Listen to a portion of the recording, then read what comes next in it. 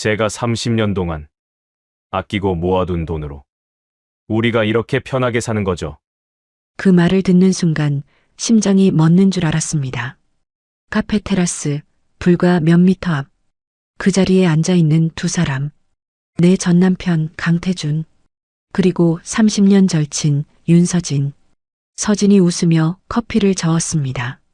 아니, 진짜 웃기지 않아?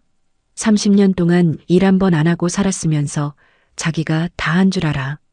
태준이 피식 웃었습니다. 원래 그래. 시키는 대로만 하는 사람이라 생각이 없어. 그 순간 다리에 힘이 풀렸습니다. 도망칠 수도 없고 다가갈 수도 없었습니다.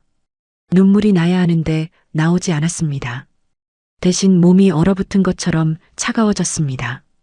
30년 남편이었던 사람과 친구였던 사람이 나를 비웃고 있었습니다. 이 이야기는 그날로부터 6개월 전으로 돌아갑니다. 그날 저녁도 평범했습니다. 나는 식탁에 갈비찜을 올려놓고 있었습니다. 3시간 동안 끓인 음식이었습니다. 남편 강태준이 좋아하는 메뉴였습니다. 여보, 오늘 일찍 왔네. 그는 대답 대신 젓가락을 들었다가 내려놓았습니다. 그리고 말했습니다. 우리 그만하자. 손에서 젓가락이 떨어졌습니다. 뭐라고? 이혼하자고. 순간 시간이 멈춘 것 같았습니다.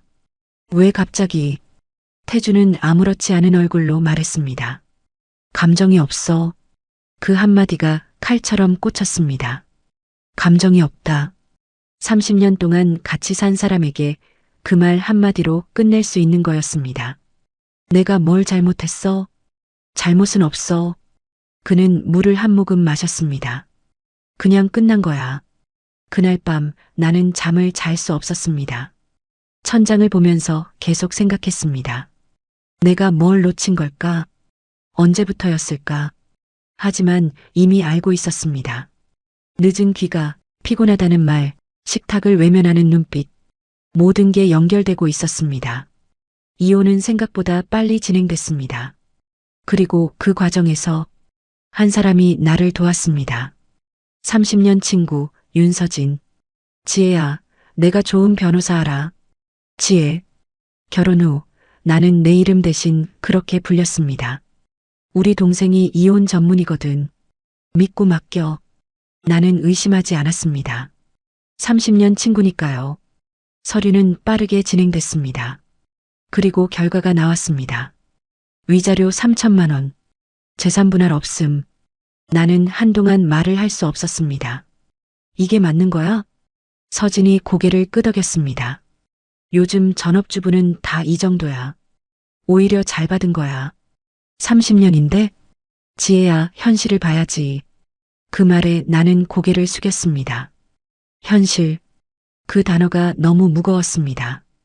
이혼 서류에 도장을 찍는 날 손이 떨렸습니다. 빨간 인주가 번지면서 내 이름이 흐릿해졌습니다. 마치 내가 사라지는 것 같았습니다. 며칠 뒤 나는 원룸 계약서에 서명했습니다. 8평? 내 30년의 결과였습니다. 짐은 캐리어 하나와 박스 3개. 그 안에는 냄비, 국자, 그리고 오래된 사진첩이 전부였습니다. 첫날 밤, 방은 이상할 정도로 조용했습니다. 그리고 너무 넓게 느껴졌습니다. 혼자라는 게 이렇게 큰 공간이 될 줄 몰랐습니다. 다음 날 아침, 습관처럼 밥을 지었습니다. 그리고 손이 멈췄습니다. 2사람 분량으로 물을 맞추고 있었습니다. 나는 물을 버리고 다시 맞췄습니다. 1사람 분량. 그게 현실이었습니다. 밥을 먹어봤습니다. 맛이 없었습니다. 내가 만든 음식인데도 그제야 깨달았습니다. 나는 한 번도 내 입맛으로 음식을 만든 적이 없었습니다. 그날 오후 전화가 왔습니다. 아들 강민수였습니다. 엄마. 그 한마디에 가슴이 무너졌습니다. 하지만 다음 말이 더 아팠습니다. 엄마도 좀 변했어야지. 손에 들고 있던 컵이 기울었습니다. 무슨 말이야? 맨날 집에만 있고 자기 관리도 안 하고 아빠가 지루했을 수도 있잖아. 말문이 막혔습니다. 30년 동안 해왔던 모든 것들이 한순간에 의미를 잃는 기분이었습니다. 엄마, 30년 동안 뭐 했어? 전화가 끊겼습니다. 그 질문이 머릿속에서 계속 맴돌았습니다. 30년 동안 뭐 했냐고. 나는 바닥에 쏟아진 물을 닦으며 울었습니다. 소리도 내지 못한 채 그때까지는 몰랐습니다. 이게 끝이 아니라는 걸, 진짜 무너지는 순간은 아직 오지 않았다는 걸. 축하해요, 재혼. 그 말을 듣는 순간 손이 굳었습니다. 나는 천천히 고개를 들었습니다. 내 앞에 서 있는 사람, 윤서진, 그리고 그 옆에 서 있는 사람, 강태준. 두 사람이 나란히 서 있었습니다. 마치 원래부터 그 자리가 자기들 자리였던 것처럼. 지혜야, 놀랐지? 서진이 아무렇지 않게 웃었습니다. 그 웃음이 낯설었습니다. 아니, 무서웠습니다. 우린 결혼했어. 순간 귀가 먹먹해졌습니다. 말이 제대로 들리지 않았습니다. 뭐? 태준이 대신 말했습니다. 서진이랑 재혼했어. 그 말이 끝나는 순간 세상이 한번 꺼졌다가 다시 켜지는 느낌이었습니다. 언제부터야? 겨우 입이 떨어졌습니다. 서진이 고개를 기울이며 말했습니다. 그게 그렇게 중요해? 중요했습니다. 내 인생이 걸린 문제였으니까요. 대답해. 내 목소리가 떨렸습니다. 태준이 짧게 답했습니다. 1년. 그 숫자가 머릿속을 때렸습니다. 1년. 이혼하기도 전부터. 그래서 변호사. 나는 말을 끝내지 못했습니다. 서진이 대신 이어받았습니다. 응, 우리 동생. 그리고 웃었습니다. 일 잘하지? 그 순간 심장이 내려앉았습니다. 모든 게 연결됐습니다. 이상할 정도로 빠르던 이혼 진행, 이해되지 않던 재산분할 결과, 계속 나를 설득하던 서진의 말들, 전부 처음부터 계획된 거였습니다. 너 알고 있었어? 내가 물었습니다. 처음부터? 서진은 잠시 생각하는 척하다가 말했습니다. 응. 너무 쉽게 대답했습니다. 숨도 안 쉬고. 왜? 그 한 글자가 겨우 나왔습니다. 서진이 커피를 한 모금 마셨습니다. 그리고 말했습니다. 솔직히 말해도 돼? 나는 대답하지 못했습니다. 그녀는 이미 말하고 있었습니다. 너 너무 편하게 살았잖아. 그 말이 이해되지 않았습니다. 무슨, 남편 돈으로 집에서 아무 걱정 없이. 그녀의 눈이 날카로워졌습니다. 난 아니었거든. 나는 아무 말도 할 수 없었습니다. 그건 내가 몰랐던 서진의 얼굴이었습니다. 30년 동안 단 한 번도 본 적 없는. 그래서 뺏은 거야? 내가 물었습니다. 내 목소리는 이미 부서져 있었습니다. 서진이 웃었습니다. 뺏었다기보단 가져온 거지. 태준이 그 말을 끊었습니다. 그만해. 하지만 서진은 멈추지 않았습니다. 아니, 말해줘야지. 이 정도는 알 권리 있잖아. 그리고 나를 똑바로 보며 말했습니다. 태준 오빠, 처음부터 나 좋아했어. 그 말은 예상하지 못했습니다. 뭐? 결혼하기 전부터? 머릿속이 하얘졌습니다. 그럼 왜 나랑? 나는 끝내지 말을 못했습니다. 태준이 짧게 말했습니다. 그땐 상황이 그랬어. 그 말은 변명이 아니었습니다. 그냥 책임 회피였습니다. 그래서 지금은 상황이 좋아졌고, 내가 물었습니다. 내 목소리는 이상하게 차분했습니다. 태준은 대답하지 않았습니다. 대신 서진이 말했습니다. 이제라도 제자리 찾은 거지. 제자리. 그 단어가 귀에 꽂혔습니다. 그럼 나는 뭐였을까요? 30년 동안 나는 어디에 있었던 걸까요? 그래서 그 돈도. 나는 떨리는 손으로 가방을 움켜쥐었습니다. 다 계산한 거야? 서진이 고개를 끄덕였습니다. 응. 깔끔하게 정리했지. 깔끔하게. 내 인생을. 그 순간 웃음이 나왔습니다. 이상하게도 눈물 대신 웃음이. 대단하다 너희. 내가 말했습니다. 진짜 대단해. 손이 떨렸지만 멈추지 않았습니다. 근데 하나 물어보자. 나는 두 사람을 번갈아 봤습니다. 단 한 번도 미안한 적 없었어? 잠깐의 침묵. 그리고 서진이 먼저 입을 열었습니다. 없어. 그 한마디로 끝났습니다. 그날 밤 나는 집으로 돌아오지 못했습니다. 어디로 가야 할지 몰랐습니다. 발이 멈추는 곳마다 내가 있던 자리가 아니었습니다. 한참을 걷다가 어느 골목에 주저앉았습니다. 그리고 그제야 울었습니다. 처음으로 소리를 내서 왜 나야? 그 말이 계속 나왔습니다. 답은 없었지만 얼마나 울었는지 모르겠습니다. 눈이 부어 앞이 잘 보이지 않을 때쯤 누군가가 말을 걸었습니다. 괜찮으세요? 낯선 목소리였습니다. 나는 고개를 들었습니다. 한 남자가 서 있었습니다. 검은 작업복, 거친 손, 그리고 이상하게 차분한 눈. 여기 위험합니다. 그가 말했습니다. 나는 아무 말도 하지 못했습니다. 그는 잠시 망설이다가 자기 외투를 벗어 내 어깨에 걸쳐줬습니다. 바람찹니다. 그 따뜻함이 닿는 순간 다시 눈물이 터졌습니다. 그는 더 묻지 않았습니다. 대신 조용히 옆에 앉았습니다. 말없이 그냥 같이 있어줬습니다. 그날 처음으로 느꼈습니다. 누군가가 나를 불쌍해서가 아니라 그냥 사람으로 대해준다는 걸. 나는 그 사람의 이름도 몰랐습니다. 그때는. 하지만 그 만남이 내 인생을 바꾸게 될 줄은 정말 몰랐습니다. 이거 혹시 직접 만드신 거예요? 그 남자를 다시 본 건 그로부터 일주일 뒤였습니다. 나는 여전히 제대로 먹지 못하고 있었습니다. 밥은 했지만 거의 남겼고 라면으로 끼니를 때우는 날이 늘어갔습니다. 그러다 문득 생각했습니다. 이렇게 살면 진짜 끝이겠다. 다음 날 아침 나는 오랜만에 제대로 된 음식을 만들었습니다. 된장찌개, 계란말이, 멸치볶음. 익숙한 손놀림이었습니다. 30년 동안 반복했던 동작, 몸이 먼저 기억하는 일, 그렇게 만든 반찬을 작은 통에 나눠 담았습니다. 그리고 문 앞에 잠시 서 있었습니다. 왜인지 모르겠지만 그걸 들고 나가야 할 것 같았습니다. 집 근처 작은 공원, 벤치에 앉아 반찬을 하나 꺼내 먹었습니다. 그때였습니다. 또 우시네요. 그 목소리. 고개를 들자 그 남자가 서 있었습니다. 아, 나는 당황해서 눈을 닦았습니다. 아니에요. 하지만 이미 늦었습니다. 그는 아무 말 없이 내 옆에 앉았습니다.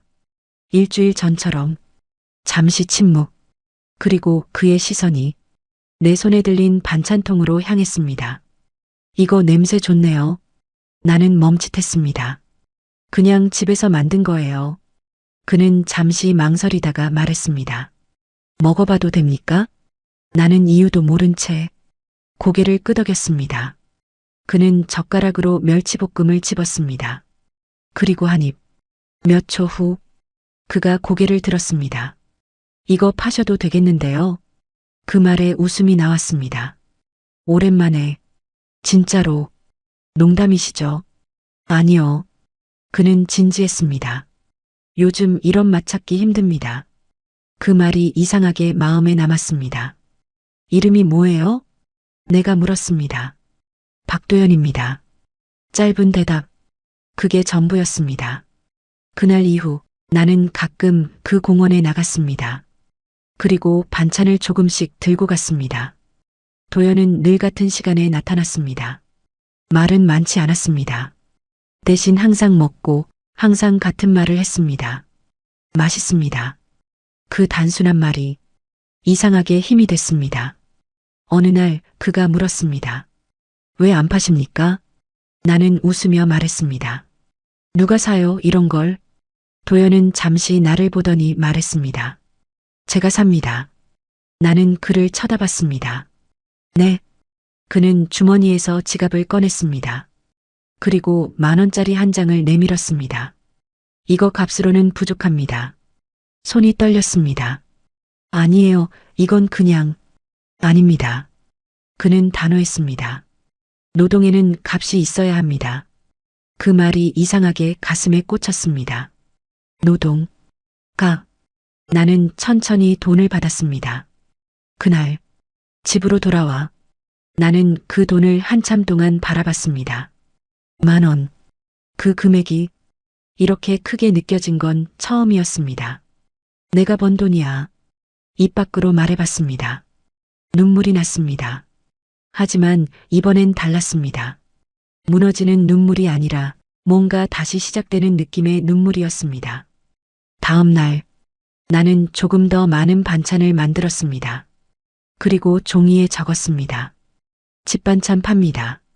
글씨는 삐뚤었지만 손은 멈추지 않았습니다. 그 종이를 들고 집 앞 골목에 나갔습니다. 처음에는 아무도 보지 않았습니다. 사람들은 그냥 지나갔습니다. 역시 안 되는 건가? 그때였습니다. 이거 얼마예요? 고개를 들었습니다. 동네 할머니 한 분이 서 있었습니다. 이거요? 나는 당황했습니다. 가격을 정해본 적이 없었습니다. 5,000원이요. 내가 말하고도 놀랐습니다. 할머니는 고개를 끄덕였습니다.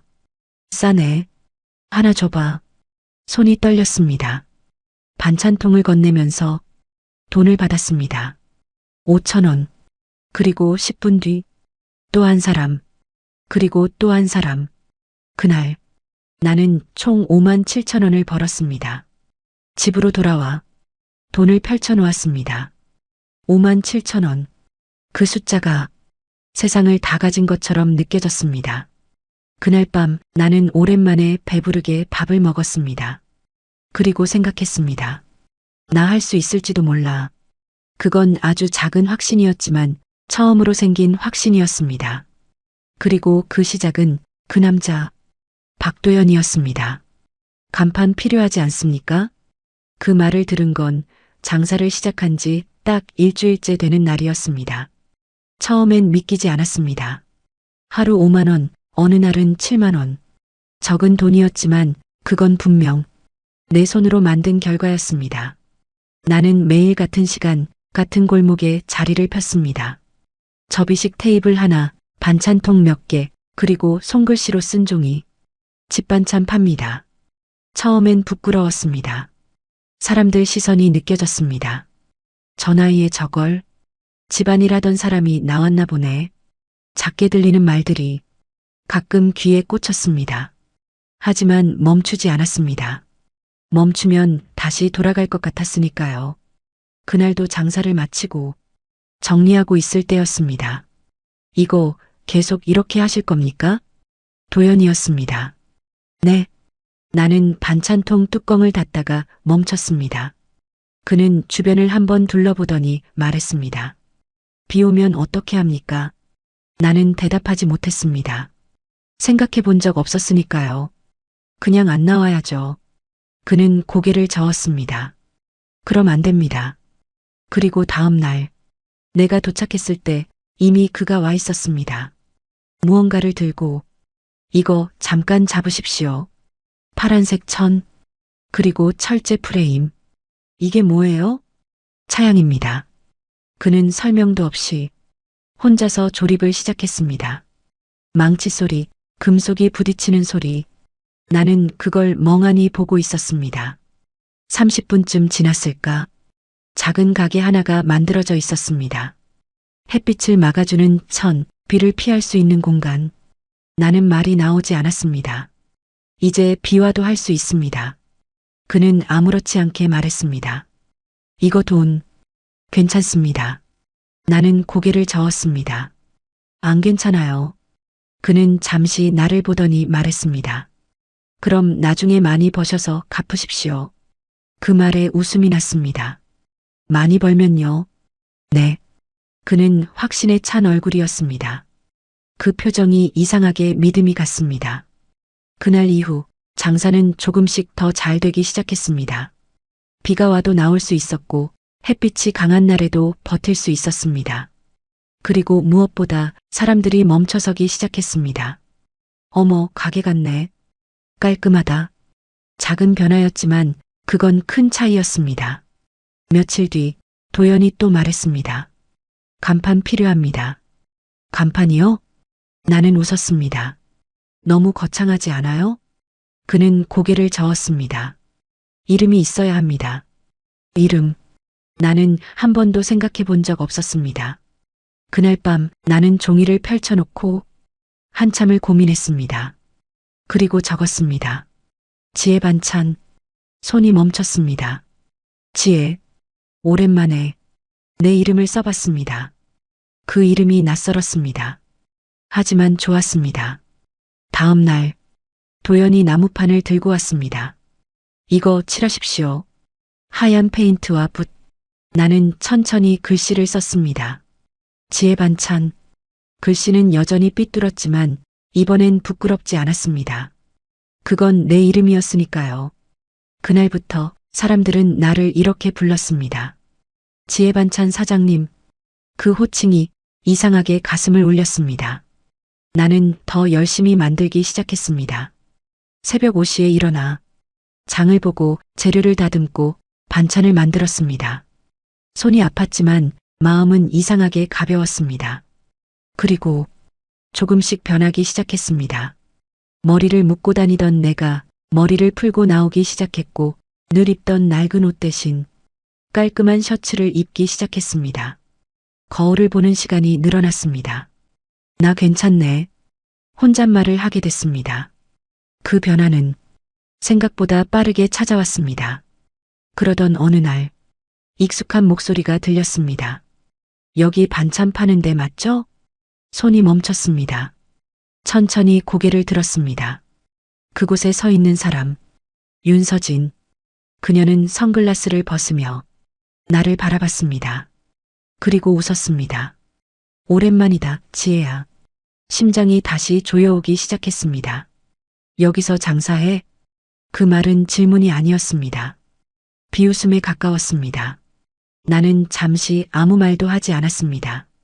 손에 들고 있던 집게를 내려놓고 천천히 그녀를 바라봤습니다. 윤서진. 여전히 잘 꾸며진 모습. 비싼 옷, 흐트러짐 없는 머리. 오랜만이야. 그녀가 먼저 말을 이었습니다. 그래. 그 한 글자에 내 감정이 다 담겨 있었습니다. 서진은 주변을 둘러봤습니다. 차양막, 간판, 반찬통, 그리고 작게 웃었습니다. 생각보다 잘 해놨네. 칭찬처럼 들리지만 그 안에 깔린 감정은 달랐습니다. 나는 대답하지 않았습니다. 근데 힘들지 않아? 그녀가 말을 이었습니다. 이런 거 너 체질 아니잖아. 나는 조용히 반찬을 정리했습니다. 손이 떨리지 않게 신경 쓰면서 왜 왔어? 그녀의 말이 끊겼습니다. 할 말 있으면 그것만 해. 서진은 잠시 나를 보더니 피식 웃었습니다. 여전히 단순하네. 그리고 가방에서 봉투 하나를 꺼냈습니다. 이거 줄게. 나는 보지 않았습니다. 뭐야? 돈. 왜? 그녀는 어깨를 으쓱했습니다. 그냥 도와주려고. 그 말에 가슴이 한번 내려앉았다가 올라왔습니다. 필요 없는데. 나는 바로 말했습니다.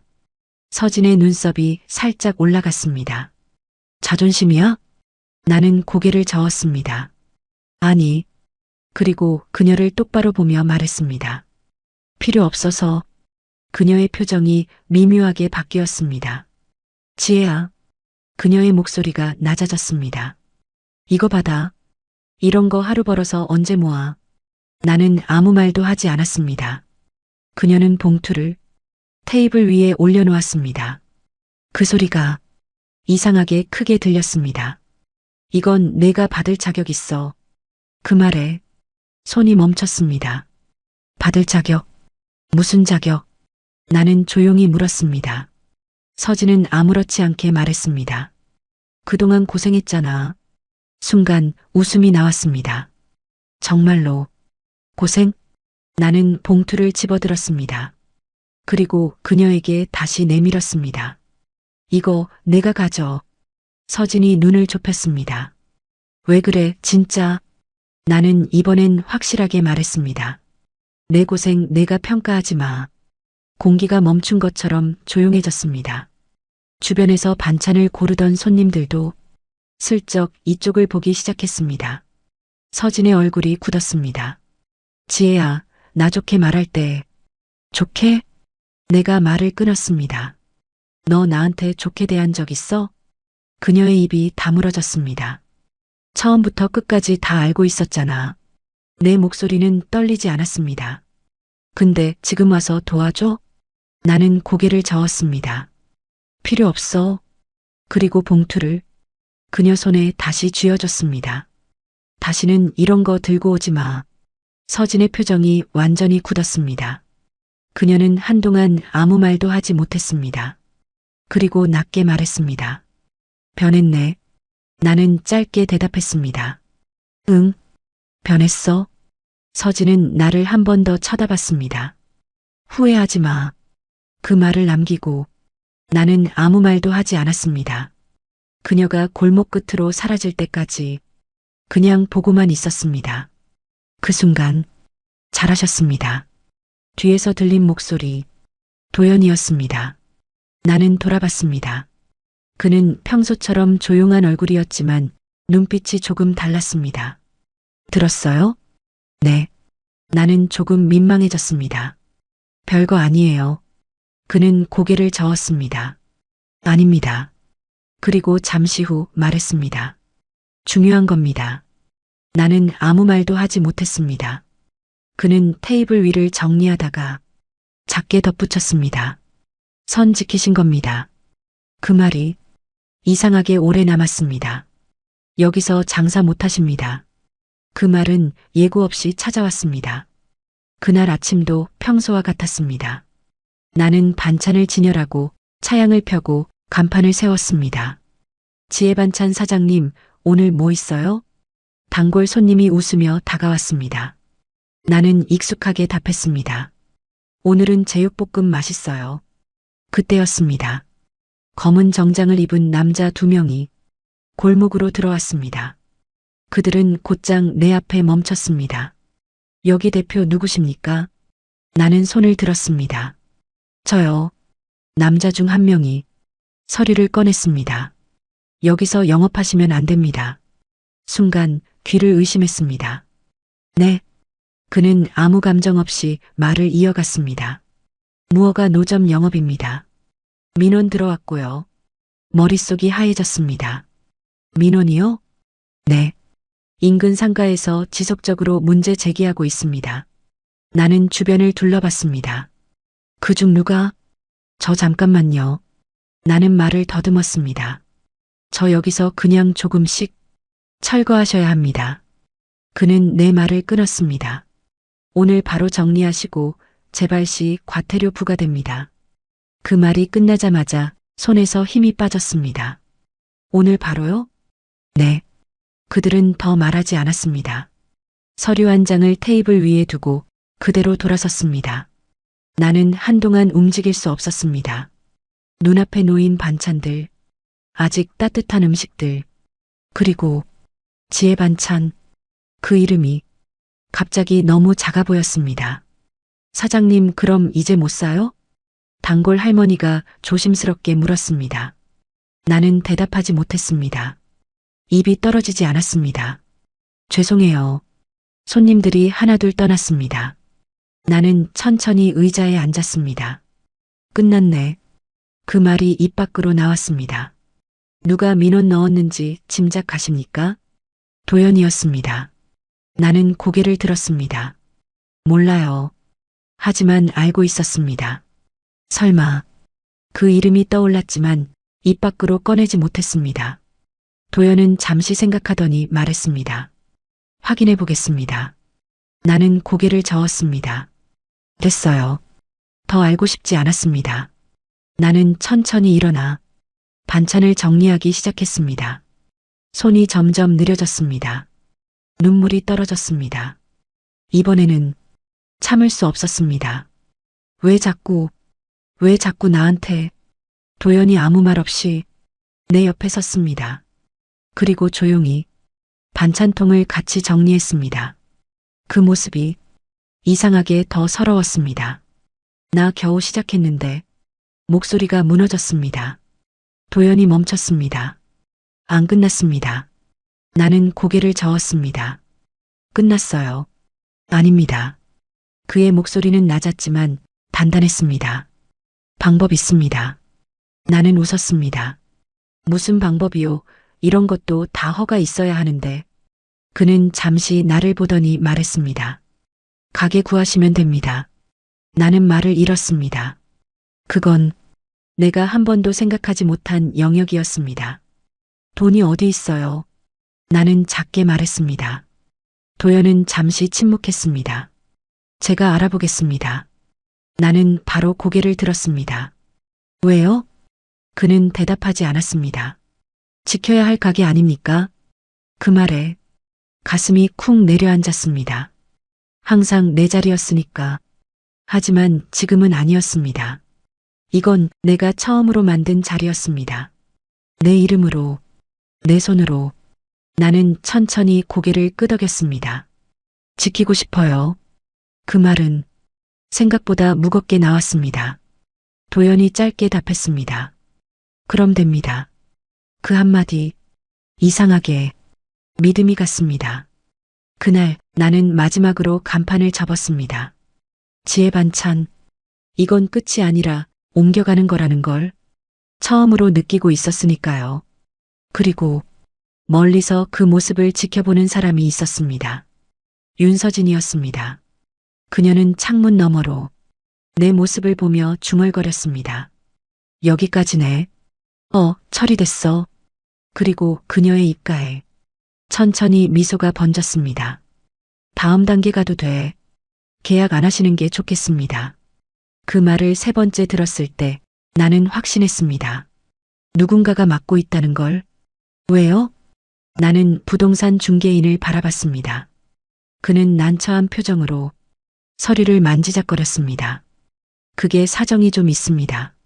무슨 사정이요? 그는 한숨을 쉬더니 작게 말했습니다. 건물주가 갑자기 마음을 바꿨습니다. 나는 멍하니 서 있었습니다. 이틀 전까지만 해도 여기 딱이네요. 조건 괜찮습니다. 라고 하던 사람이었습니다. 그런데 하루 만에 죄송합니다. 나는 고개를 끄덕였습니다. 아니에요. 비슷한 일이 계속 반복됐습니다. 마음에 드는 가게를 찾으면 이미 계약됐습니다. 갑자기 임대 안 하기로 하셨습니다. 다른 분이 선입금하셨습니다. 너무 이상했습니다. 이건 우연 아니에요. 나는 도연을 바라봤습니다. 그는 말없이 서류를 넘기고 있었습니다. 누가 맡고 있어요? 도연은 대답하지 않았습니다. 하지만 부정도 하지 않았습니다. 서진이겠죠. 내가 먼저 말했습니다. 도연의 손이 잠깐 멈췄습니다. 가능성 있습니다. 나는 웃었습니다. 역시네. 이상하게도 화가 나지 않았습니다. 이제는 예상 가능한 사람이었으니까요. 근데 나는 도연을 바라봤습니다. 왜 이렇게까지 할까요? 그는 잠시 생각하더니 말했습니다. 확실하게 끝내려고 하는 겁니다. 그 말이 이상하게 정확하게 들렸습니다. 나는 고개를 끄덕였습니다. 그럼 나도 끝내야겠네요. 도연이 나를 바라봤습니다. 어떻게요? 나는 잠시 생각했습니다. 피하지 말고 처음으로 그 이름을 입 밖으로 꺼냈습니다. 정면으로 도연의 눈이 잠깐 변했습니다. 좋습니다. 그는 짧게 답했습니다. 그리고 서류를 한 장 꺼냈습니다.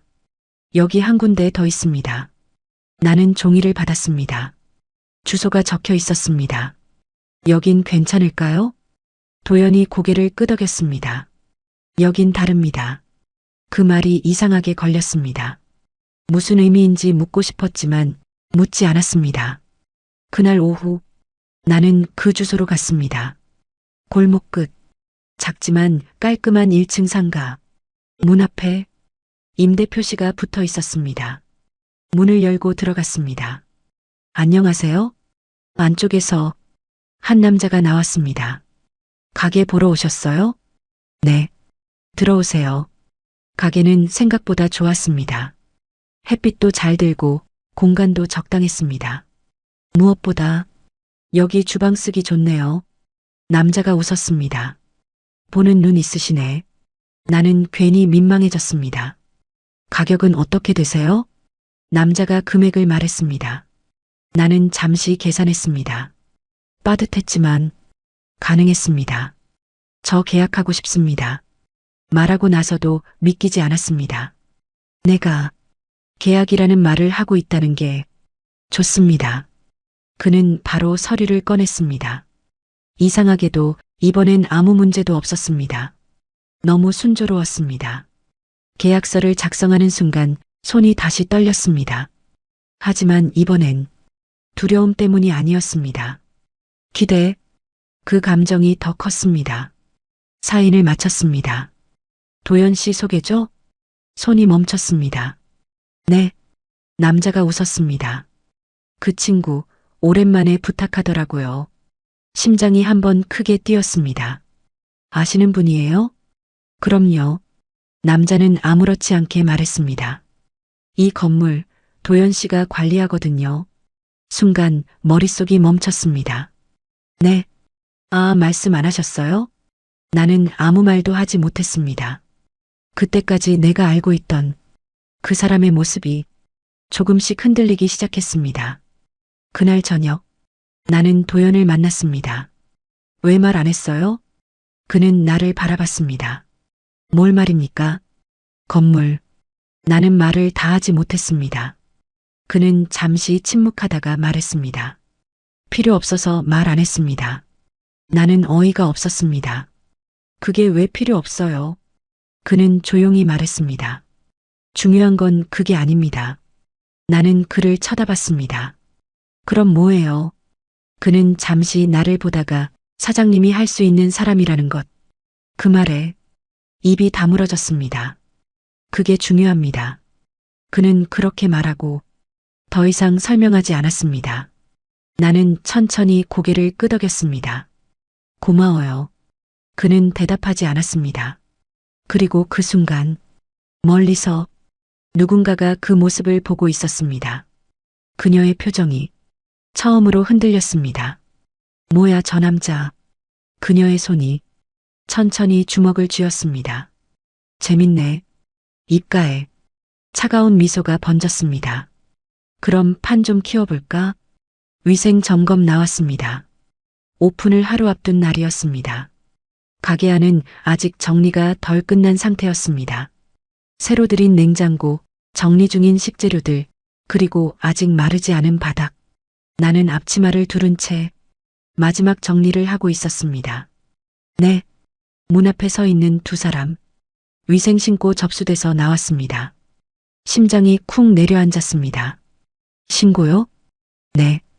음식물 취급 관련 민원입니다. 어제까지 아무 문제 없던 곳이었습니다. 점검 진행하겠습니다. 그들은 바로 안으로 들어왔습니다. 냉장고를 열고 싱크대를 확인하고 바닥 상태를 체크했습니다. 나는 그 뒤를 따라다니며 손을 꼭 쥐고 있었습니다. 문제 있나요? 남자가 서류를 넘기며 말했습니다. 경미한 사항 몇 가지 있습니다. 숨이 멎는 줄 알았습니다. 어떤 바닥 건조 상태 미흡, 일부 보관 기준 미달. 그 말 하나하나가 가슴을 누르는 것 같았습니다. 그래서 오픈은 남자가 나를 보며 말했습니다. 오늘은 어렵습니다. 보안 후 재점검 받으셔야 합니다. 나는 고개를 끄덕였습니다. 또야. 손이 떨렸습니다. 왜 자꾸 문이 다시 열렸습니다. 도연이었습니다.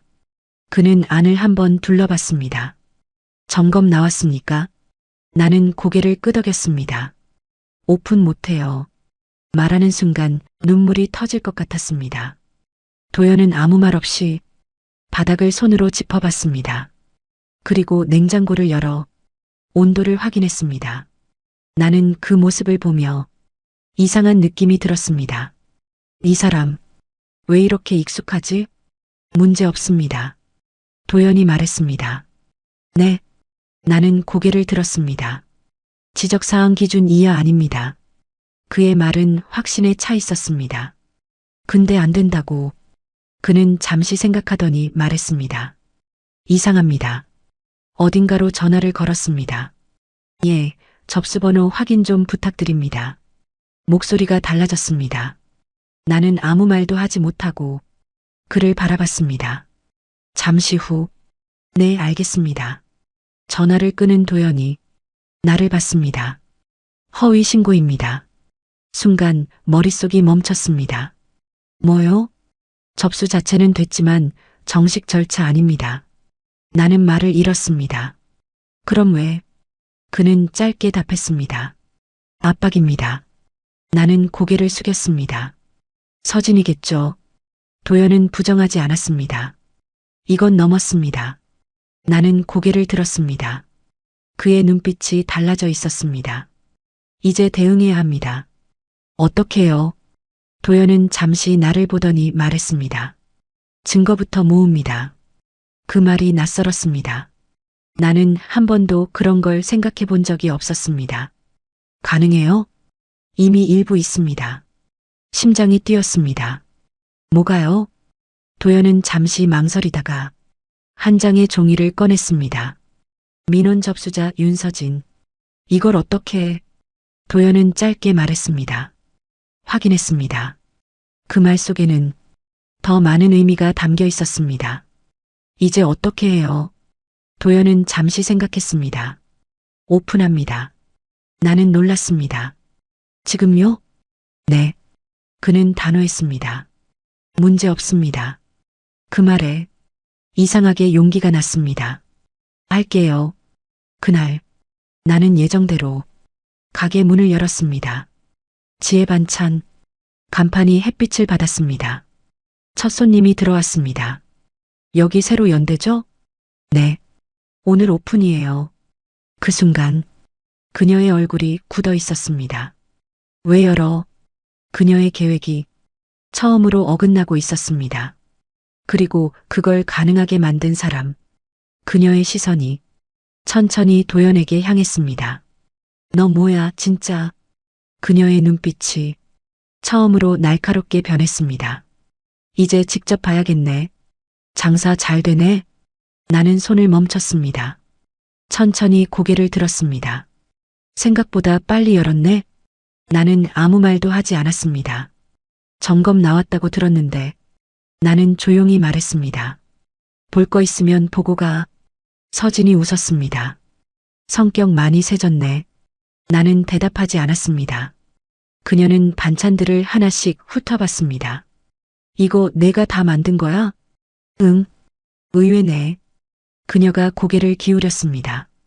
이런 건 내 스타일 아니잖아. 나는 집게를 내려놓고 그녀를 바라봤습니다. 내 스타일 너가 정해? 순간 서진의 표정이 굳었습니다. 아니, 그냥 할 말 있으면 그거만 해. 내가 말을 끊었습니다.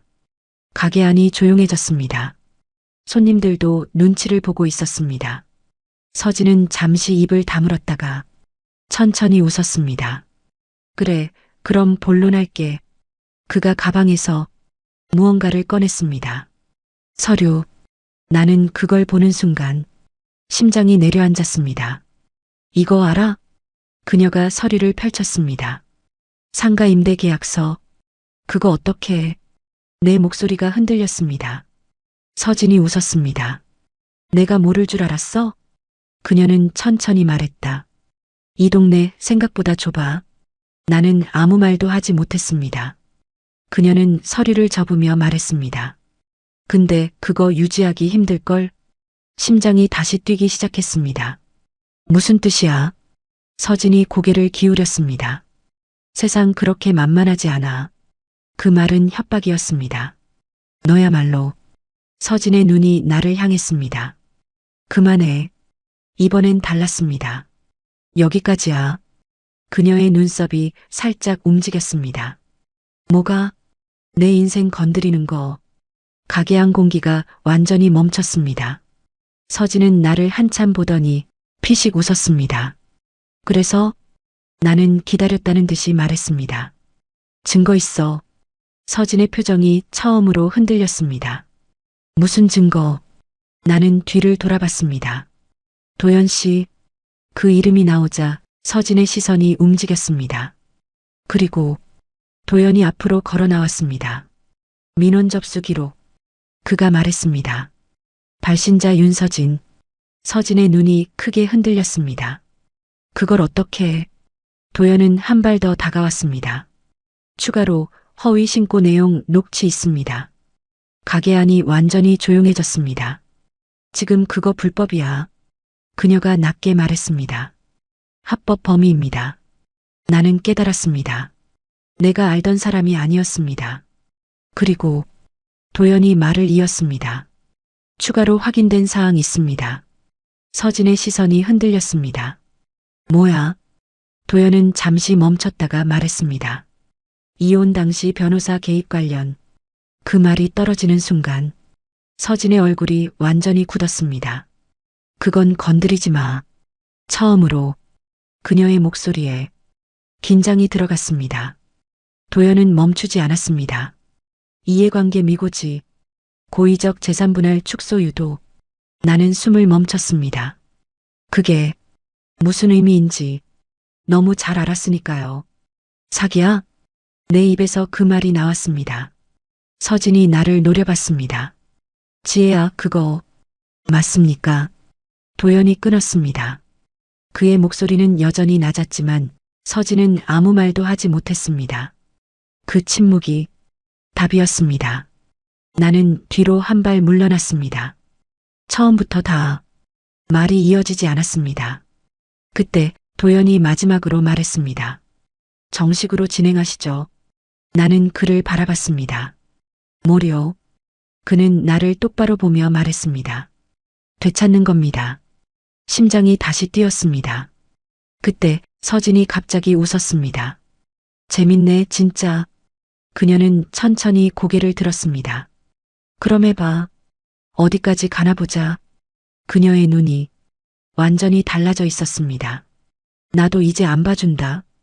그 말을 남기고 그녀는 돌아섰습니다. 나는 천천히 의자에 앉았습니다. 손이 떨렸습니다. 나 할 수 있을까요? 이미 시작하셨습니다. 소송 진행하시죠. 그 말을 들었을 때 이상하게도 두렵지 않았습니다. 네. 나는 고개를 끄덕였습니다.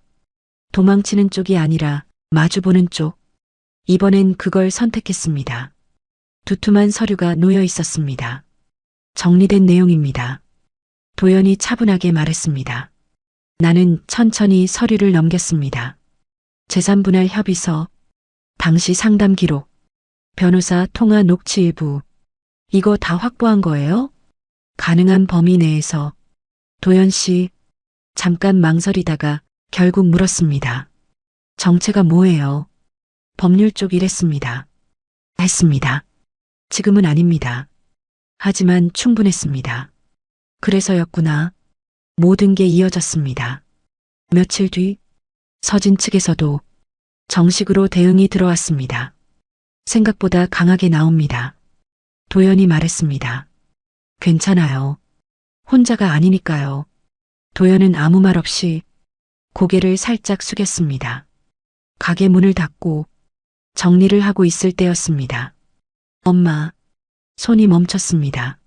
문 앞에 서 있는 아이. 현우야? 아이의 눈이 조심스럽게 흔들리고 있었습니다. 엄마 여기서 일해? 나는 천천히 고개를 끄덕였습니다. 응. 아이의 손이 작게 움직였습니다. 나 여기 와도 돼? 심장이 무너졌습니다. 왜? 내 목소리가 떨렸습니다. 현우가 고개를 숙였습니다. 거기 싫어. 하지만 모든 게 담겨 있었습니다. 나는 더 이상 묻지 않았습니다. 그 대신 천천히 다가가서 아이를 안았습니다. 와도 돼. 눈물이 흘렀습니다. 언제든지 와. 아이의 손이 내 옷을 꽉 잡았습니다. 그 순간 모든 게 달라졌습니다. 며칠 후 법적 절차는 빠르게 진행됐습니다. 허위 신고, 재산분할 문제, 이혼 당시 부당 개입, 서진과 태준 쪽이 밀리기 시작했습니다. 결정적인 건 녹취 인정됐습니다. 그 한마디였습니다. 그날 이후 상황은 완전히 뒤집혔습니다. 서진은 더 이상 강하게 나오지 못했습니다. 그리고 어느 날 문이 다시 열렸습니다. 서진이었습니다. 하지만 이번엔 혼자였습니다. 그녀는 가게 안으로 들어왔습니다. 예전과 달리 아무 말도 하지 않았습니다. 그저 나를 잠깐 보더니 작게 말했습니다. 여기 잘 되네. 나는 대답하지 않았습니다. 그녀는 잠시 서 있다가 돌아서려다 멈췄습니다.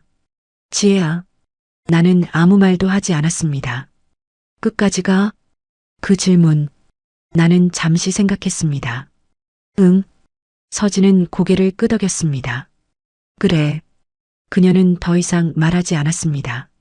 이번엔 진짜 끝이었습니다. 시간이 조금 흐른 뒤 가게는 자리 잡았습니다. 단골 손님도 생기고 하루가 바쁘게 흘러갔습니다. 사장님, 오늘 반찬 뭐 있어요? 나는 웃으며 대답했습니다. 오늘은 좀 맛있어요. 그 말에 손님이 웃었습니다.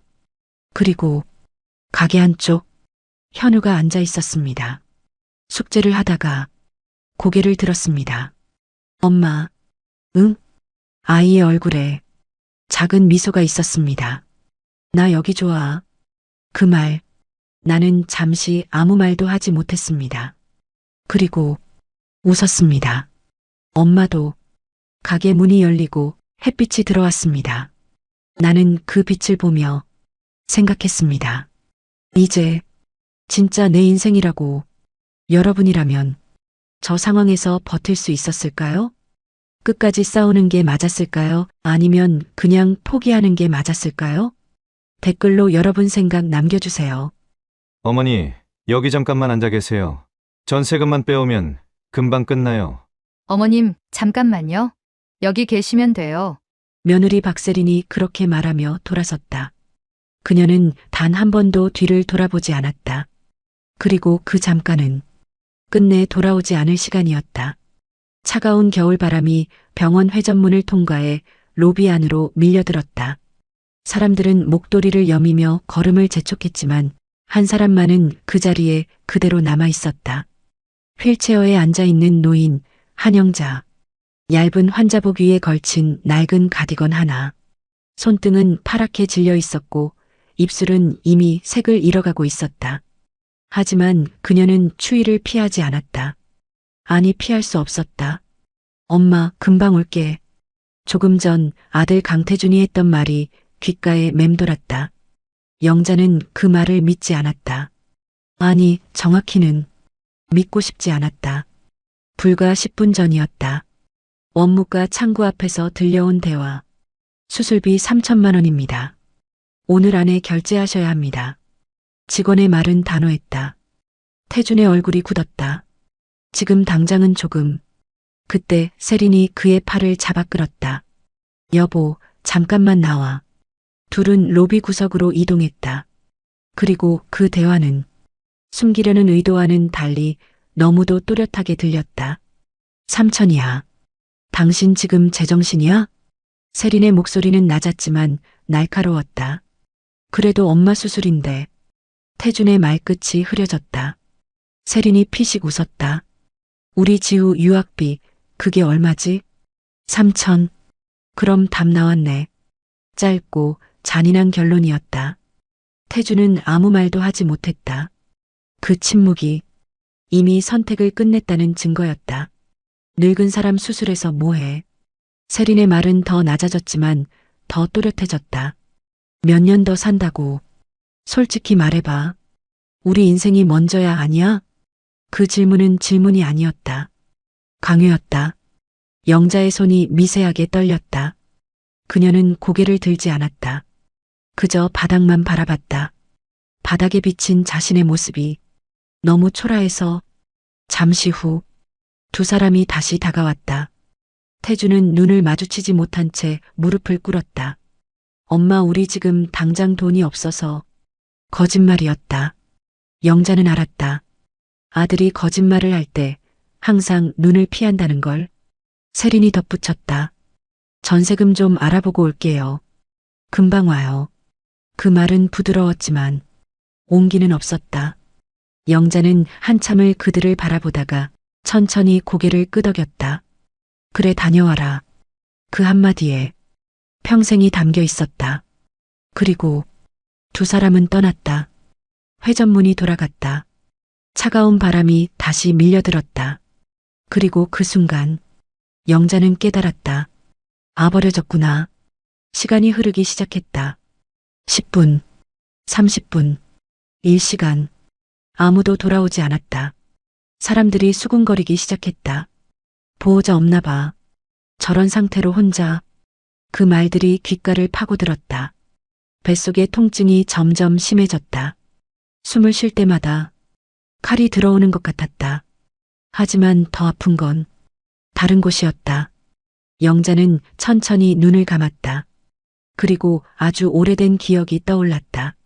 어린 태준이 열이 나서 밤새 울던 날, 등에 업고 병원까지 뛰던 밤, 자신은 굶어도 아들 밥은 챙기던 날들, 그 모든 시간이 지금 이 순간으로 이어진 것 같았다. 그녀의 손이 가슴 쪽으로 향했다.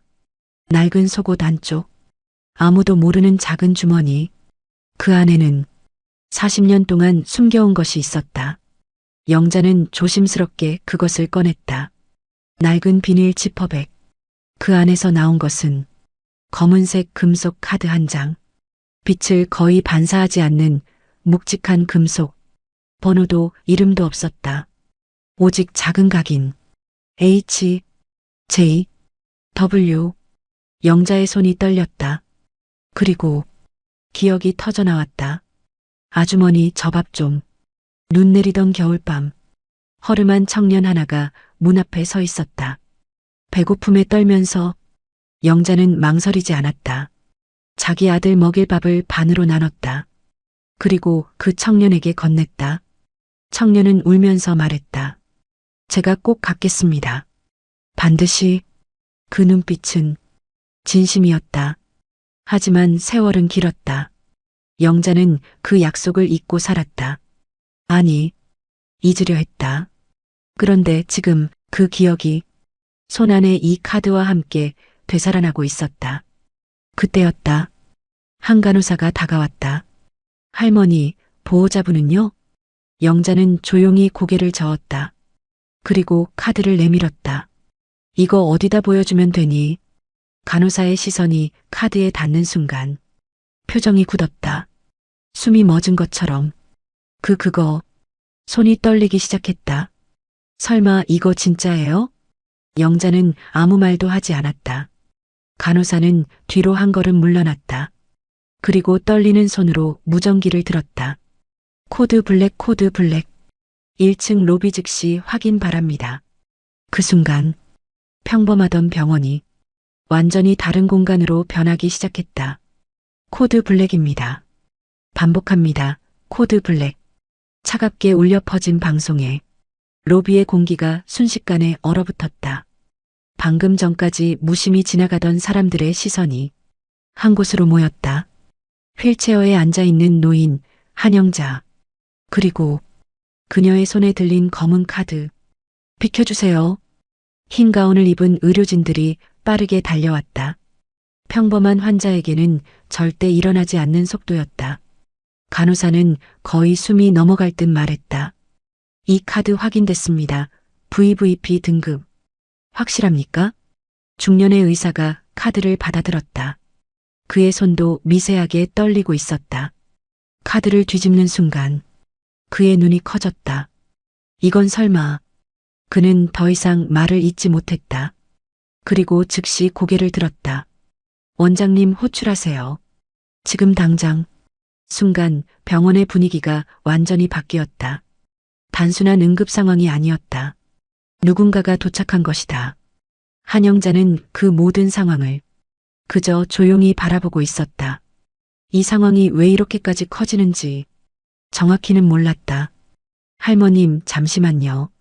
의료진이 휠체어를 밀기 시작했다. 그 방향은 일반 병실이 아니었다. 엘리베이터, 그리고 버튼은 최상층. 그 순간이었다. 병원 밖, 차 안에서 휴대폰을 보던 박세린의 눈이 번쩍 떠졌다. 여보, 왜? 운전석의 강태준이 짜증 섞인 목소리로 물었다. 세린이 화면을 태준에게 들이밀었다. 이거 봐. 병원 내부 직원 커뮤니티. 짧은 글 하나가 올라와 있었다. 긴급 VVP 카드 환자 발생 1층 로비. 전 직원 대기.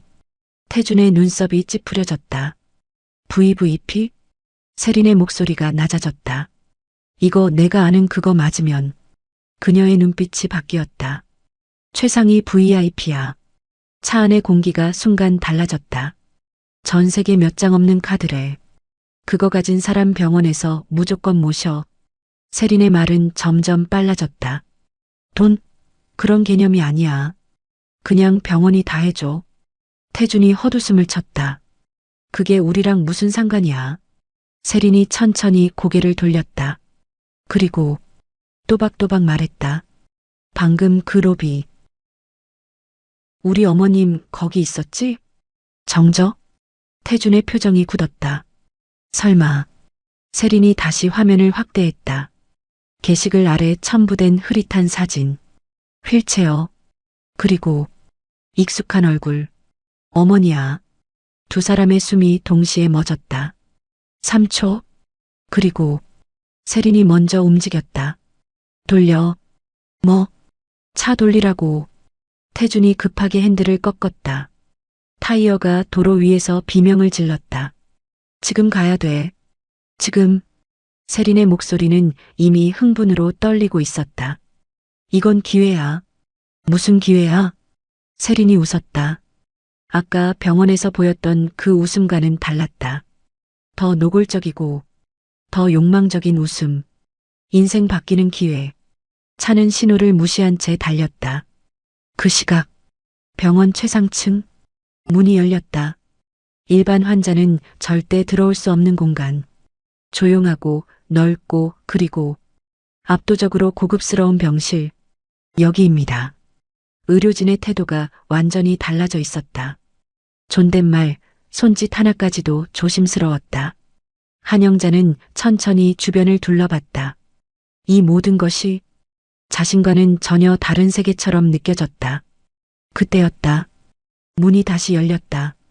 정장을 입은 중년 남자가 급하게 걸어 들어왔다. 숨이 가쁜 듯 했지만 눈빛은 또렷했다. 그의 시선이 한영자에게 닿았다. 그리고 그 순간 남자의 눈이 흔들렸다. 설마. 그는 한 발짝 다가왔다. 그리고 멈췄다. 입술이 떨렸다. 혹시. 한영자는 그를 바라봤다. 낯선 얼굴. 하지만 어딘가 익숙한 눈빛. 남자가 떨리는 목소리로 말했다. 40년 전 겨울에. 그 순간 시간이 멈춘 것처럼 느껴졌다. 저에게 밥을 주셨던 분 맞습니까? 한영자의 눈이 천천히 커졌다. 그리고 기억이 완전히 이어졌다. 눈 내리던 밤. 굶주린 청년. 떨리는 손으로 건넨 따뜻한 밥. 너구나. 남자의 눈에서 눈물이 떨어졌다. 그는 더 이상 서 있지 못했다. 그 자리에서 무릎을 꿇었다. 어머니. 그 한마디에 병실 안의 공기가 완전히 바뀌었다. 그는 고개를 깊이 숙였다. 늦었습니다. 너무 늦었습니다. 한영자의 손이 떨렸다. 그리고 조심스럽게 그의 머리 위에 얹혔다. 그 순간 문 밖에서 누군가 거칠게 문을 열었다. 엄마. 숨이 찢어질 듯한 목소리. 고개를 든 태준과 세린이 병실 안을 바라보고 있었다. 그리고 그들이 본 것은 자신들이 버리고 간 어머니가 누군가에게 어머니라 불리며 무릎 꿇린 채 모셔지고 있는 장면이었다. 그들의 표정이 처음으로 무너졌다. 엄마. 숨이 찢어질 듯한 목소리와 함께 병실 문이 거칠게 열렸다. 문 앞에 서 있는 사람은 강태준과 박세린. 불과 1시간 전 자신들이 버리고 떠났던 그 어머니를 다시 찾아온 얼굴이었다. 하지만 병실 안의 분위기는 그들이 예상한 것과 완전히 달랐다. 최상층 VIP 병실. 정장을 입은 중년 남자가 무릎을 꿇은 채 고개를 숙이고 있었다. 그리고 그 앞에 앉아 있는 사람. 한영자. 태준의 발걸음이 멈췄다. 뭐야 이거. 세린의 눈이 빠르게 돌아갔다. 병실 내부, 고급 의료 장비, 대기 중인 의료진들, 그리고 무릎 꿇고 있는 남자. 그녀의 머리가 빠르게 계산하기 시작했다. 여보, 세린이 낮게 속삭였다. 지금 상황 우리가 생각한 것보다 훨씬 커. 태주는 아직 상황을 이해하지 못했다. 저 사람 누구야? 그때 무릎 꿇고 있던 남자가 천천히 일어났다. 그리고 고개를 돌렸다. 차가운 눈빛. 당신들이. 짧은 한마디였지만 공기가 얼어붙었다. 태준이 당황하며 말했다. 아, 저희는 아들입니다. 순간 남자의 눈이 더 차가워졌다. 아들이라고요? 그 말에는 의심이 아니라 경멸이 담겨 있었다. 세린이 재빨리 앞으로 나섰다. 표정이 순식간에 바뀌었다. 눈물이 고인 얼굴, 떨리는 목소리, 완벽한 연기였다. 죄송해요. 저희가 잠깐 자리를 비운 사이에. 그녀는 말을 잇지 못한 채 고개를 숙였다. 어머님 상태가 너무 안 좋아서 정신이 없었어요. 태준도 뒤늦게 맞춰 들어갔다. 맞아요. 저희 진짜 잠깐이었어요. 그들의 말은 부드러웠지만 공허했다. 남자는 한 발짝 다가왔다. 잠깐? 그의 시선이 두 사람을 꿰뚫었다. 환자를 혼자 두고 사라진 게 잠깐입니까? 태준의 입이 막혔다. 그때 병실 한쪽에서 조용히 지켜보던 한영자가 입을 열었다. 됐다. 모두의 시선이 그녀에게 향했다. 영자의 목소리는 작았지만 묘하게 힘이 있었다. 왔으면 된 거다. 태준의 얼굴이 밝아졌다. 엄마. 그는 급하게 다가갔다. 그리고 무릎을 꿇었다. 엄마, 미안해 나 진짜. 그 순간 영자의 눈이 천천히 그를 바라봤다. 낯설었다. 태준은 그 시선을 잊지 못했다. 세린이 재빨리 끼어들었다. 어머님, 걱정 마세요. 이제 저희가 다 할게요. 그녀의 시선이 자연스럽게 주변을 훑었다.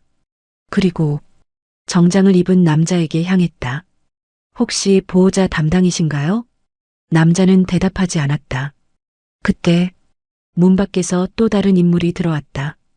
병원 재무팀장, 서류를 들고 있었다. 원장님, 그 한마디에 태준과 세린의 눈이 동시에 커졌다. 원장? 정장을 입은 남자. 그가 바로 이 병원의 이사장이자 원장이었다. 세린의 심장이 뛰기 시작했다. 재무팀장이 말을 이었다. VVP 대상자 확인 완료됐습니다. 내부 규정에 따라 그는 서류를 펼쳤다. 긴급지원금 10억 원, 즉시 집행 가능합니다. 순간 정적? 태준의 숨이 멎었다. 10억? 세린의 손이 미세하게 떨렸다. 하지만 표정은 더 슬퍼졌다. 어머님, 이제 걱정 안 하셔도 돼요. 그녀의 목소리는 떨렸지만 눈빛은 전혀 떨리지 않았다. 욕망. 그게 전부였다. 태준도 고개를 들었다. 엄마 다행이다 진짜. 그의 눈에는 안도감이 있었다. 하지만 그 안도감은 어머니가 살아서가 아니었다. 돈 때문이었다. 원장은 조용히 그들을 바라봤다. 그리고 재무팀장에게 말했다. 잠깐 보류하세요. 예, 아직 확인할 게 있습니다. 그의 시선이 천천히 두 사람에게 향했다. 가족관계 확인부터 하죠. 세린이 바로 대답했다. 저희가 보호자입니다. 원장이 고개를 살짝 기울였다. 그럼 간단한 확인을 하겠습니다. 그는 손을 들었다. CCTV. 그 한마디에 공기가 멈췄다. 세린의 표정이 처음으로 굳었다. 네. 원장이 천천히 말했다. 1층 로비. 1시간 전 영상. 태준의 얼굴에서 피가 빠져나갔다. 그건 왜? 원장의 눈이 차갑게 빛났다. 잠깐이었다고 하셨죠. 정적? 확인해보죠. 그 순간 두 사람의 숨이 동시에 흔들렸다. 재생하세요. 짧은 한마디였다. 하지만 그 한마디로 모든 것이 끝나기 시작했다. 병실 한쪽 벽면에 대형 모니터가 켜졌다. 검은 화면 위로 천천히 영상이 떠올랐다. 1층 로비 1시간 전 화면 속에는 휠체어에 앉아 있는 한영자, 그리고 그 앞에 서 있는 두 사람, 강태준, 박세린, 현재의 그들이었다. 태준의 숨이 거칠어졌다. 그만해주세요. 원장은 아무 말도 하지 않았다. 영상은 멈추지 않았다. 3천만 원이요? 지금 당장요? 태준의 목소리가 병실 안에 그대로 울려 퍼졌다. 세린의 목소리도 이어졌다. 여보, 나와. 화면이 전환됐다. 로비 구석. 두 사람의 대화가 선명하게 담겨 있었다. 삼천이야. 당신 지금 제정신이야? 세린의 얼굴. 지금과는 전혀 다른 표정. 차갑고 계산적인 눈빛. 우리 지우 유학비가 더 중요해. 정적? 태준의 눈이 흔들렸다. 그래도 엄마인데. 그의 목소리는 약했다.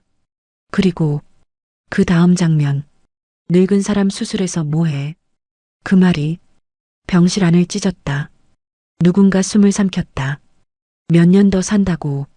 세린의 목소리는 단 한치의 망설임도 없었다. 현재의 세린은 그 자리에 서서 완전히 얼어붙어 있었다. 그건 오해예요. 그녀의 입에서 겨우 나온 말. 하지만 아무도 듣지 않았다. 영상은 계속됐다. 태준이 무릎을 꿇는 장면. 엄마, 우리 지금 돈이 없어서. 거짓말. 그 뒤에 세린의 말. 전세금 알아보고 올게요. 그리고 두 사람이 돌아서는 장면. 한 번도 뒤돌아보지 않았다. 영상이 멈췄다. 완벽한 침묵. 그 어떤 변명도 들어갈 틈이 없었다. 원장이 입을 열었다. 이게 잠깐입니까? 태준의 다리가 풀렸다. 그 자리에서 주저앉았다. 죄송합니다. 그의 목소리는 무너져 있었다. 하지만 이미 늦었다. 세린이 갑자기 소리쳤다. 그래서 뭐요? 모두의 시선이 그녀에게 향했다. 그럼 저희가 죽으라는 거예요? 그녀의 눈이 번들거렸다. 우리도 살려고 그런 거예요. 그 말은 마지막 선을 넘는 말이었다. 원장의 표정이 완전히 식었다. 살려고. 그는 천천히 고개를 끄덕였다. 그럼 이분은요? 그의 시선이 한영자에게 향했다. 이분은 버려도 되는 존재였습니까? 세린은 아무 말도 하지 못했다. 태준도 고개를 떨궜다. 그때 조용히 있던 한영자가 천천히 입을 열었다. 그만해라. 모두가 멈췄다. 영자는 천천히 고개를 들었다. 그리고 아들을 바라봤다. 그 눈에는 눈물이 없었다. 대신 완전히 식어버린 무언가가 있었다. 태준아. 그 이름을 부르는 목소리. 너무나 평온해서 더 잔인했다. 너 나버렸지. 태준의 어깨가 떨렸다. 아니다, 엄마 나. 영자가 고개를 저었다. 아니다. 짧은 한마디. 그리고 버렸다. 확정이었다. 정적? 영자가 말을 이었다. 그래서 나도 숨이 멎는 순간 버린다. 그 말은 칼보다 깊게 들어갔다. 태준의 눈이 무너졌다. 엄마. 하지만 영자는 더 이상 보지 않았다. 그녀의 시선은 원장에게 향했다. 그 돈 10억? 모두의 시선이 다시 모였다. 필요 없다. 충격. 세린이 눈을 크게 떴다. 어머님? 영자는 천천히 말했다. 나 같은 사람 말고 숨을 고르고 진짜 필요한 사람들한테 써라. 원장이 고개를 깊이 숙였다. 알겠습니다, 어머니. 그 호칭? 이제 완전히 바뀌었다. 영자는 마지막으로 아들을 한번 바라봤다. 하지만 그 눈에는 더 이상 아들이 없었다. 그저 지나간 사람 하나였다. 가라. 짧은 한마디. 그것으로 모든 관계가 끝났다. 태준은 움직이지 못했다. 세린이 그의 팔을 잡아 끌었다. 가자. 하지만 그녀의 손도 떨리고 있었다. 두 사람은 그렇게 아무것도 얻지 못한 채 병실을 나섰다. 문이 닫혔다. 그리고 완전히 끝났다. 한영자는 눈을 감았다. 그녀의 손을 원장이 조심스럽게 잡았다. 이번에는 혼자가 아니었다. 그리고 어쩌면 처음으로 진짜 가족이 생긴 순간이었다. 여러분이라면 같은 선택을 했을까요? 댓글로 여러분의 생각을 남겨주세요.